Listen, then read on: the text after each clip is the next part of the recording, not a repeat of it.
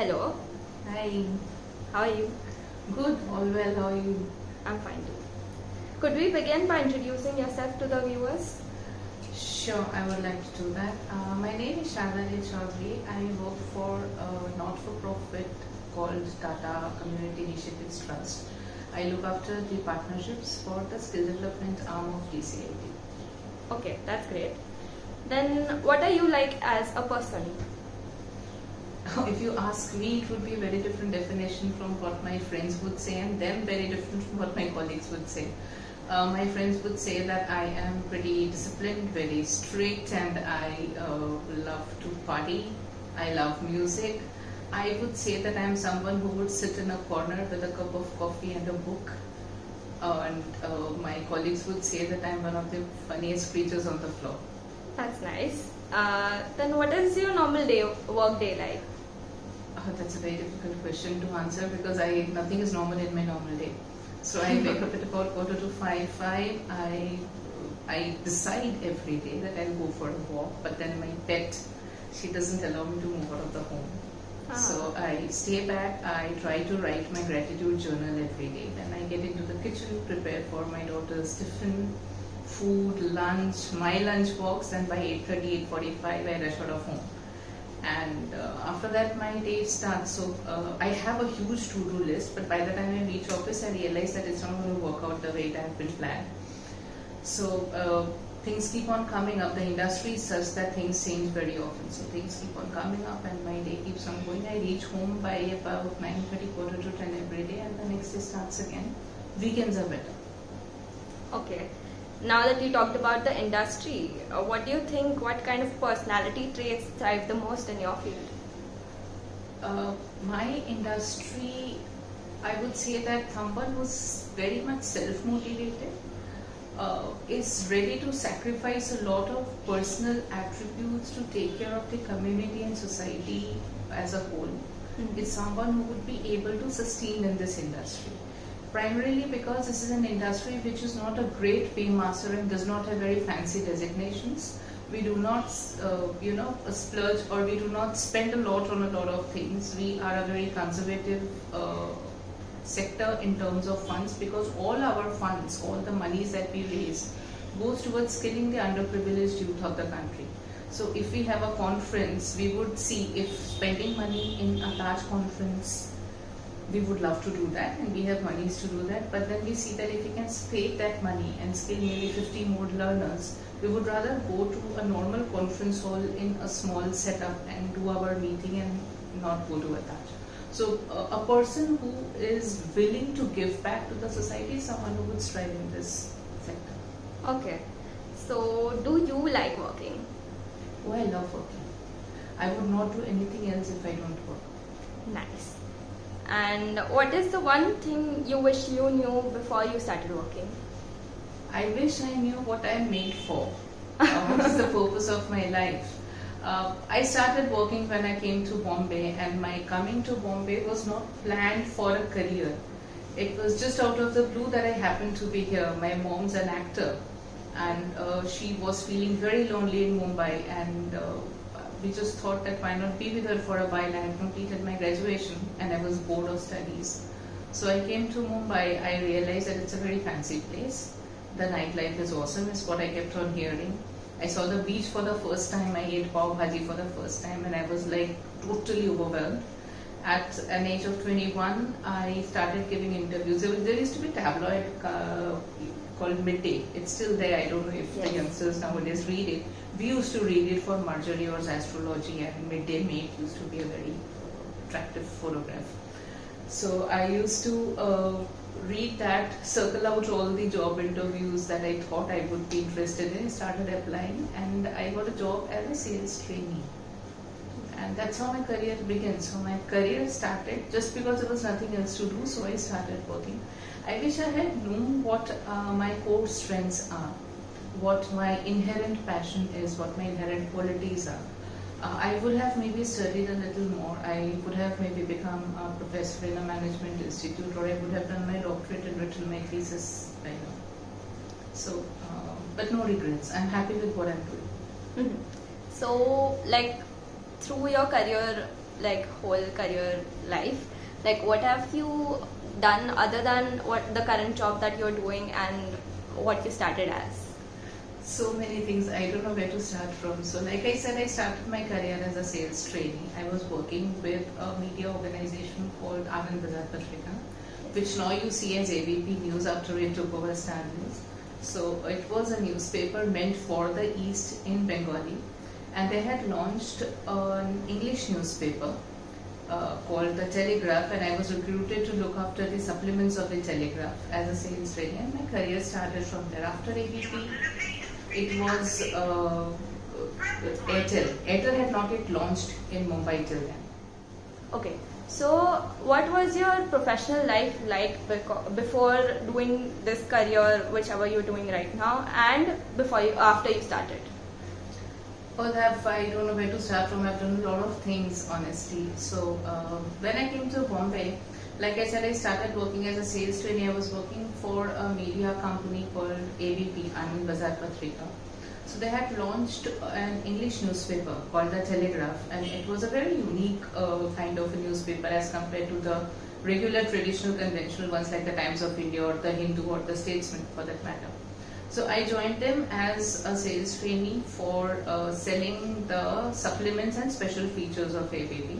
From there I moved on to a completely different industry, which was a sunrise industry at that time, telecom. So I joined Airtel. Airtel had not yet launched in Bombay, and it was the first of its kind in terms of network. It was an 1800 megahertz frequency network, and it was a very, very tough task, not only for the network team but for us, because the investments were huge from the organization's perspective, and the revenue that we anticipated to generate was not as much, so it was already a very difficult situation and took a very, very long time. Bombay being a linear city, it's surrounded by sea on one side and mountains on the other. Setting up 1800 megahertz was a big thing. But then when we launched with a bang. Airtel was the first company in Bombay which made incoming calls at zero money. So before that there was a cost to incoming calls. And after Airtel I had a fantastic stint there. In fact, one of my best working days was with Airtel. And that's where I met my husband, and we decided to get married. And my journey from key account management, which is corporate sales, moved to retail. We got married. After some time we had a beautiful daughter, and that's when I took a sabbatical from my career. But I went back to telecom again. In between I was doing a lot of training and content development, which I realized was a passion that I had. After Tata Teleservices, where I joined again in telecom after the sabbatical, is when after a very short span I had to take a second sabbatical. I couldn't see a sad face when I came back home, and she was just 3 years old. So I took a long sabbatical, after which I joined back media. I joined Times of India. After Times of India, I joined Reliance Communications. At that time, I was heading all the 1850 franchisee operated outlets pan-India for customer experience and service marketing. After that, I joined MSwipe, which is a completely different industry, fintech actually. So I was heading their inside sales and sales development.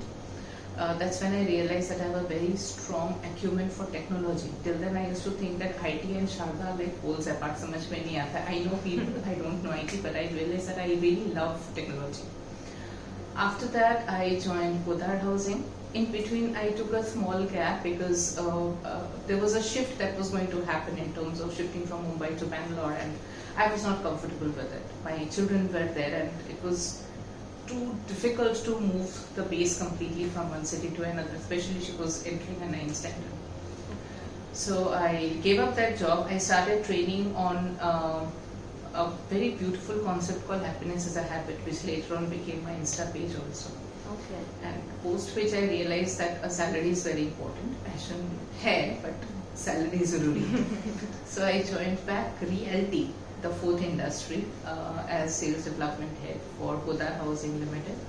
But then as the world, welcomed COVID with open arms and locking all the doors and windows of organizations and houses, that was the time when for 14 months I was working from home, and then I joined this organization. It's a Tata group. It's a philanthropic idea. It's People may call it social service, but I would say that I have taken so much from the city and from this country and from my life that it's good to give back a little. So that's where I am now. Okay, nice. So, what is one strength that has propelled you towards success and one weakness that has pulled you back? My biggest strength is an attitude of never giving up. I have faced a lot of downturns, many downturns. And you may call it pride, you may call it confidence, you may call it ego, you may call it self-respect, whatever name you want to give it. But I knew one thing for sure, that I'm not going to give up. So if life is pressing me down, let it press me down. I'm like a spring, I'll bounce back. So jitna dabaoge utna uchal ke bahar aayenge. That's the concept that I have lived by. In fact, this is an attitude which has helped me at workplace, even in my personal life. And somewhere the same attitude comes as a hindrance, because there is a time when you need to realize that this is time to let go. But this attitude makes you, live up to it. कि नहीं अभी भी पकड़ के रखो, शायद ठीक हो जाए, शायद ठीक हो जाए. And that is the only thing which has pulled me back as well. So for example, if there is a account, or when I say account, a client, I know that this client is not willing to sign the deal. And I push the client, I negotiate, I nudge the client, and it agrees. The client agrees. Sometimes it wastes a lot of time. Yes. So this is something that I've learned over the years, that while this is a fantastic thing to do, but start letting go at the right time, so that you can focus on something which is much more important and much more lucrative. So yeah, it's the same thing which has propelled me and pulled me back. Okay. Then how do you balance work life and personal commitments or hobbies, something like that? Can I be candid and honest? In this particular job, there is no personal life. Because like I said, it's a not-for-profit. So yes, the workload is huge. We are expanding by leaps and bounds. So when I joined this organization 2.5 years back, we had about 30 odd funders. Last year we were 55 funders. Okay. So the team has not expanded. Okay. So obviously the workload increases. There are times when I work from home, I start my meetings at 7 and it goes on till 11:30 with few short breaks in between. There are times when my children ask me, "Itna meeting karoge to kaam kab karoge?" And actually it's a factual question, because kaam starts after the meeting ends. So we have burned midnight oils. There have been reviews at 9:30 in the morning, and we have worked on the presentation till 6:30 a.m. Wow. So yeah, this happens. But then as work has expanded, processes have started setting up. We are working towards sealing and close looping a lot of processes. So as a result, yeah, weekends are a little free now. I happen to binge watch a little bit of OTT as well. I have started solving crimes with the detectives on OTT now. I go out for walks sometimes, but as far as hobbies are concerned, I'm yet to reach them. In my previous job roles, I used to have a pretty balanced life, because even matured organizations and matured sector more than an organization, this sector is coming up. Every second, third week or month, there is a new law, there is a new compliance that comes up. So it needs a lot of work right now. Okay. But it's all in the good cause. So. Yes. And would you like to elaborate a little bit on your interests and stuff? Like what interests and hobbies you have? So I like almost everything, to be very honest. If you tell me to cook, I enjoy cooking if people are ready to eat. If you don't like to eat, I don't like to cook. It's like that. So by the way, cooking and driving are my stress busters. So when I'm upset, and if I can afford the diesel prices, I pick up my car and I move out. I can just drive aimlessly up to a distance and come back, and I am one of those drivers who doesn't get bugged up in traffic.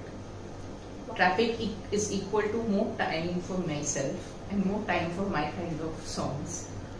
So I enjoy driving, I enjoy cooking. There was a time when I was on the slimmer side and more fit. I used to dance a lot. I enjoy singing, but if someone asks me to sing, it will be a nightmare for them. So I sing to myself. I enjoy talking a lot. I enjoy meeting people. I love to write. I have a page on Insta, like I mentioned sometime before. Yes. I enjoy reading. I have a mini library in my house, and I would have read almost all the books. That doesn't mean I'm very intelligent. That only means that I like to read. And what else? I like to play with my pet. I like to do a little bit of chit chat with my daughter. But I do not like mixing with people too much. Mm-hmm. So I would not go out and just sit at a porch and talk to people because there are people to talk to. I would talk to people if there is something important to discuss. Otherwise, it's a beautiful hi, bye, how are you, and I can move on. I can be with myself. I can talk to myself. So I enjoy almost everything. So now coming to a kind of deep question, what does success mean to you? Success means very simple things. The first metric for my success, I would say, is that if I put my head on the pillow when I go to sleep at night, I should be able to sleep in the next 3 to 4 minutes, and which I have been doing till now. So my head on the pillow, 5 minutes, I'm off. And I have a biological clock that wakes me up exactly at 6 hours. Most of the days I don't need an alarm. Success also means to me that when I come back home, I see smiles. Someone eagerly waiting for me to come back home. Sometimes it's my children, sometimes it's my pet, and that makes me happy. Success also means that I pay my own bills. I buy things for myself and my family members and for people I care for without asking from anyone. Success to me means that I am able to do what I want to do without seeking approval. Yeah, that's great. What has energized you in your role? What has energized me is my children after they were there in my life. And before that, my energy used to come from the mirror. Mm-hmm. That's I love myself. I love the way God has made me. Perfect.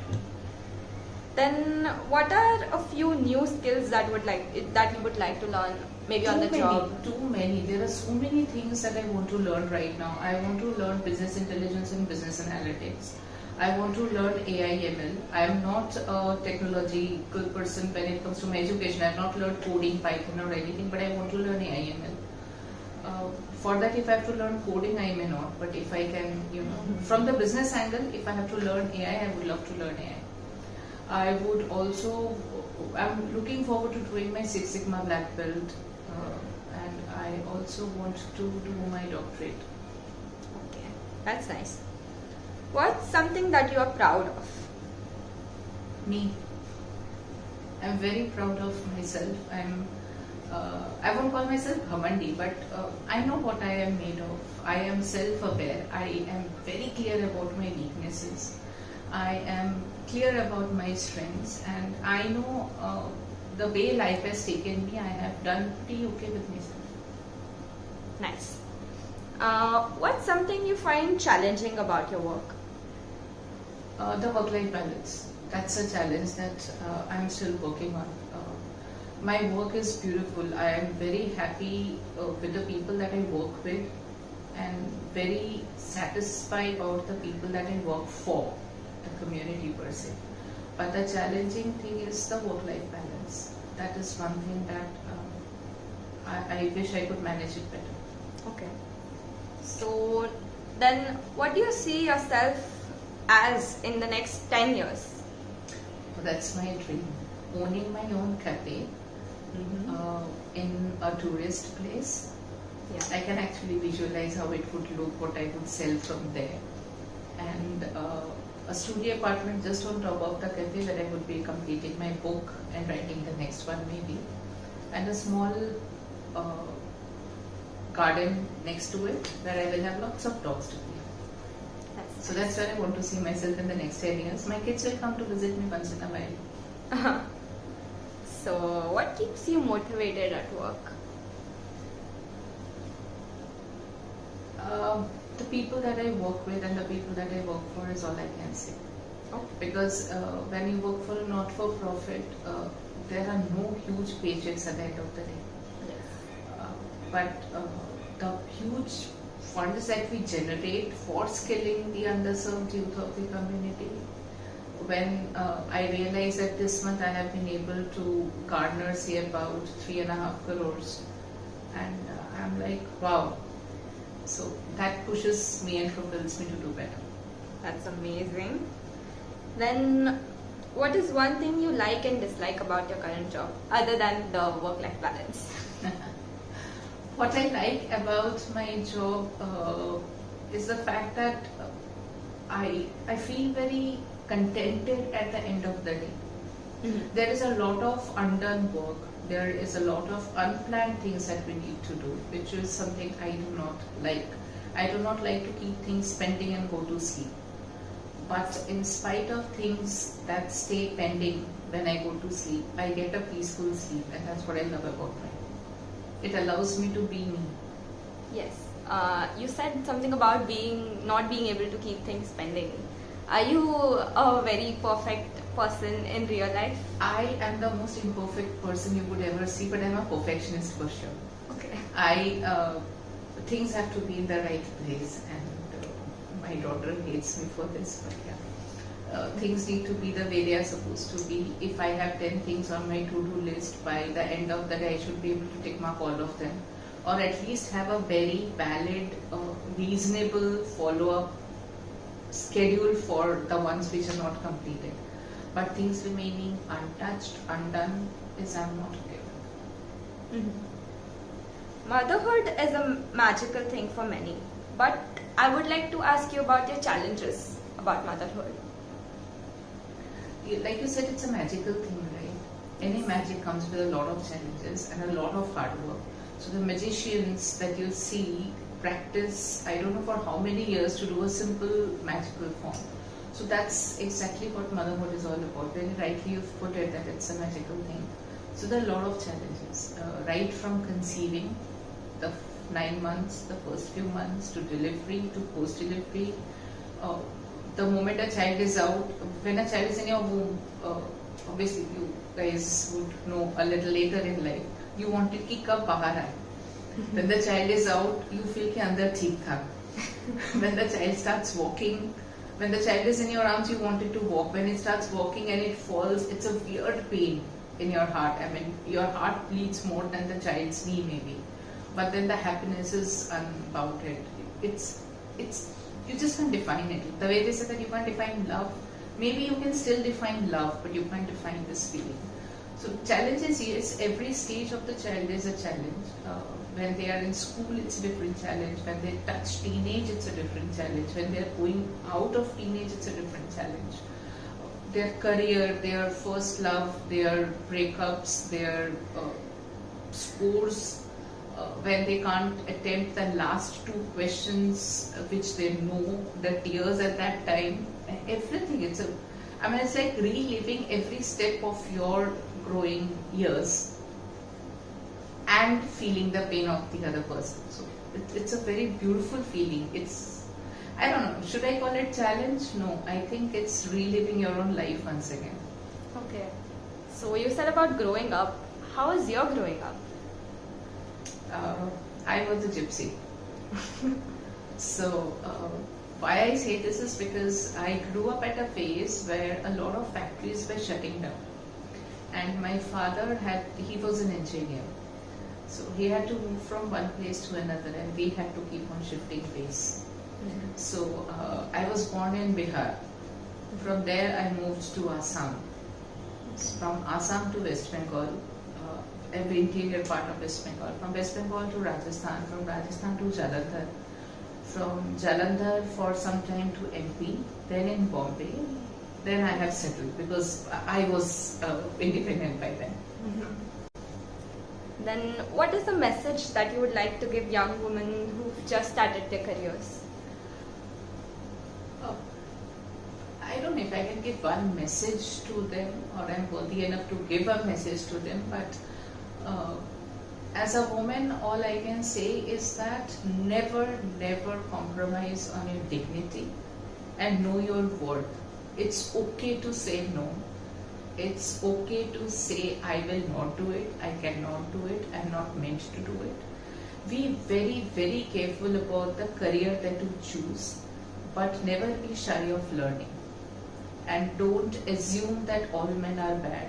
And don't assume that everyone who appreciates you is good to you or good for you. So be diligent, be sensitive, be emotional with a high EQ. Learn to manage your emotions. Rest of the things will fall in place. Skills are a few days or a few weeks difference. So what you don't know today, you can know tomorrow. Just focus on your own self and come what may. Don't stop loving yourself. If you stop loving yourself, the world doesn't take care of you. So continue loving yourself. Look at yourself in the mirror and say that you're the best thing that has happened to mankind. That's great. Thank you so much. Thank you so much for sparing your valuable time for us. It was fun, trust me. I just loved talking to you. Thank you. Thank you so much.